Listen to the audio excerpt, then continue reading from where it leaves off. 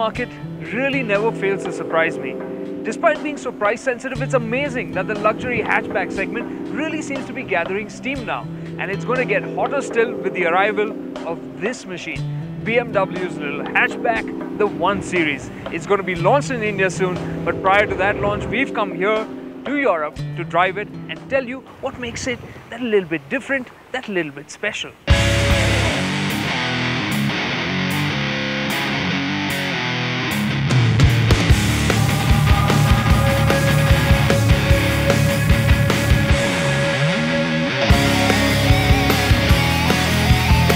First, the basics. The 1 Series is the entry-level car in BMW's range. And in its second generation guise, it is bigger and more mature than its predecessor. Despite that, whether it is length, width or height, the 1 Series is smaller than Volvo's V40 Cross Country. And on most counts, it's smaller than the Mercedes A-Class too. But the sore point for the 1 Series isn't its size, it's the wow factor. It just doesn't seem to have it. Its face wears quite a grumpy expression, and there is an awkwardness to its proportions too. The long bonnet leads into a stout cabin that flips downwards at the rear. The 1 Series is best viewed from there, where the wide rear axle and the low stance give it an athletic look. The large squarish tail lamps wrap around onto the creased sides nicely. But to find true beauty, you have to look deeper. Under the skin, there's true blue BMW genetics. Check out the engine. It's longitudinally mounted. And the power doesn't go to the front wheels. It comes to the rear. Oh yeah. Check out its stance. Low slung, short overhangs, long wheelbase, and near 50-50 weight distribution. For me, that's enough reason to make a dash for the driver's seat. Now let's see what will power the 1 Series when it comes to India. Well, there is a 2-litre diesel and a 1.6-litre petrol. First, let's take a look at the petrol. Now, typical of downsized motors, it uses a turbocharger and direct injection to increase its punch. And I was giving it the heavy right foot treatment. This petrol motor certainly can rev to about just under 7,000 RPM. Remains quite smooth, no vibrations felt, but it does get more audible inside the cabin. On an empty road, when you ask all the 136 ponies to gallop, you will have a fair bit of fun. Although performance is never neck-snapping. But more importantly, how will it deal with the everyday kind of driving? You can feel that turbo lag under 2000 RPM, which means in stop-go city traffic, it will feel a bit dull. Now we may be driving the 6-speed manual gearbox here on both the petrol and diesel variants that we've got here, but when the 1 Series comes to India, this gearbox will not be on offer. What you will get as standard is the 8-speed automatic. The auto box is sure to mask the turbo lag and improve responsiveness a fair bit. And that will be a big plus even for the 2-litre diesel motor. Now the diesel motor here in the 1 Series isn't new to the Indian market. We've seen it in different states of tune in the 5 Series and the 3 Series. Here in the 1 Series, the motor is detuned to 143 bhp and 32.6 kilograms of torque, which is still quite strong for its segment. Now let's see how this motor performs, shall we? Unsurprisingly, 143 bhp still feels quite ordinary in a big luxury hatch. Now this motor won't have you grinning like an idiot, but nonetheless it's definitely a very capable motor.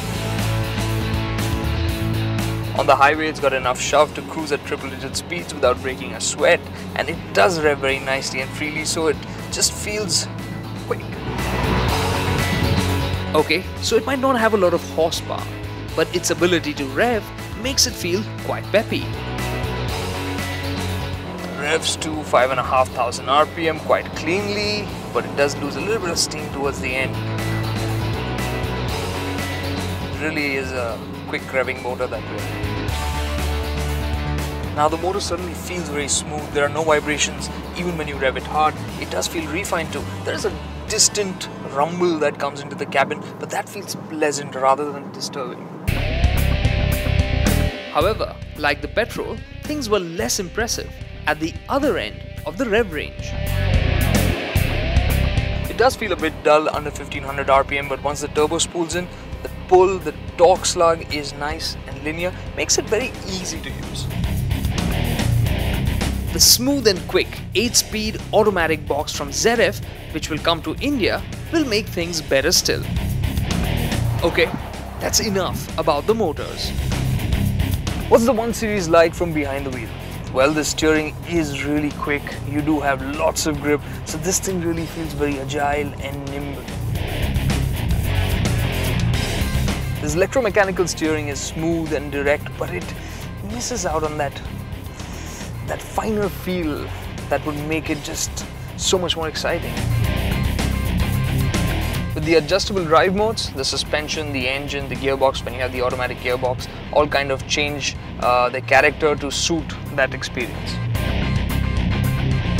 In sport, you can feel the suspension is stiffer, the car rolls less, it just feels more committed and connected.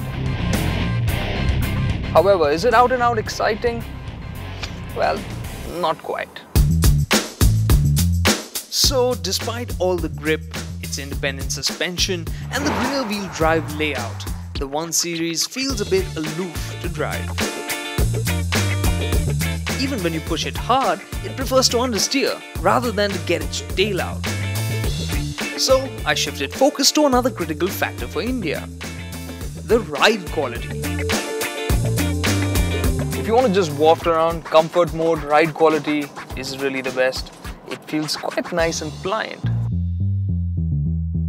The 1 Series was riding on 16-inch rims, and we expect this rim size to be offered as standard in India as well. However, we'll have to judge the ride quality for the 1 Series when it comes to India, because the suspension will be tweaked. You will get India spec rubber, and it will be riding with a little bit more ground clearance. What also remains to be seen is the trim that BMW will offer in India. We saw the Sport and the Urban trims in Germany. The Sport is the richer of the two. Its grille is revised, having only 8 bars and a glossy black effect. The surround for the fog lamp and the splitter also have a similar finish. The rear view mirrors are in a contrasting color, while at the rear there is a glossy black trim on the bumper too. Scuff plates and a key fob keep reminding you of the Sport trim. The interiors look like, well, pretty much like any other BMW, which can be a bit boring. However, a nice touch is the way the center console tilts towards the driver. Despite being only manually adjustable, the seats are quite special in the Sport trim because they are really well bolstered.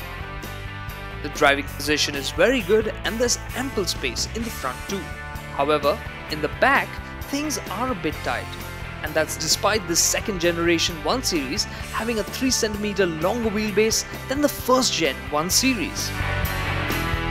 At 360 litres, the boot is big, spacious, and very usable indeed. This baby BMW is now all set to hit Indian showrooms really soon. So this is what the BMW 1 Series hatchback is like. From the inside, the cabin is in the most spacious, and in terms of premiumness, it is somewhat lacking when compared to the competition it will be facing in India. But it does have some plus points. Its motors, both the petrol and the diesel, quite easy to use, nice and punchy, fun too, but not out and out enthusiast motors. But from behind the wheel, this can be quite a fun little hatchback because the steering, the way the chassis is set up, it just feels nice and agile, lots of grip, a car you can have some amount of fun with. And what BMW are doing to make the 1 Series even more competent is assembling it in India. So when it is launched on the 3rd of September, this car is sure to come with a cracking price tag.